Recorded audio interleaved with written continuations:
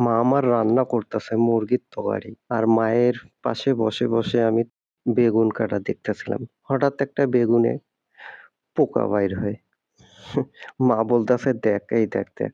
ভালো বেগুনের ভিতরে দেখ কিরকম পোকায় করছে।" বেগুনটা চারিদিকেই ভালো ছিল। মধ্যে দেখেন পোকা। মা বলতেছে, মা এইভাবে রান্না করতো, তরকারি কাটতো। আমি মায়ের পাশে বসে থাকতাম। দেখতাম, রান্না দেখতাম। মার সঙ্গে গল্প আলাপ করতাম। হায়রে! এগুলো শুধু স্মৃতি হয়ে রইলো।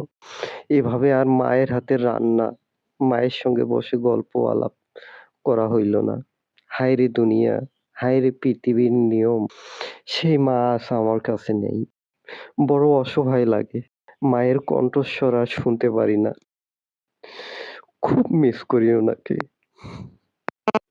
হায়রে জীবন! বিধির নীলা বোঝা বড় কঠিন। যে মায়ের পাশে বসে থাকতাম, এভাবে রান্না করতো, দেখতাম।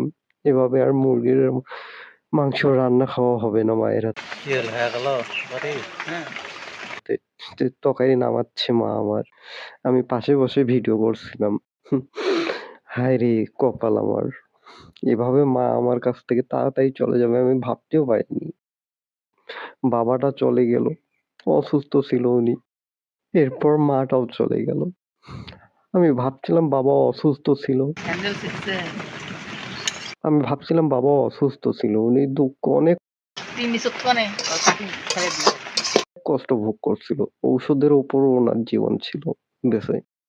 বাবা গেছে অত কষ্ট, জ্বালা যন্ত্রণা সহ্য না করাই ভালো ছিল। বাবা চলে গেছে অতটা কষ্ট পায়নি। কারণ উনি অসুস্থ ছিল। ঔষধের উপর ওনার জীবন টিকে ছিল। বাবা মারা যাওয়ার ১.৫-২ মাসের মাথায় মা চলে গেল। এটা আমি আর মেনে নিতে পারলাম না। ভালো একটা মানুষ, সুস্থ।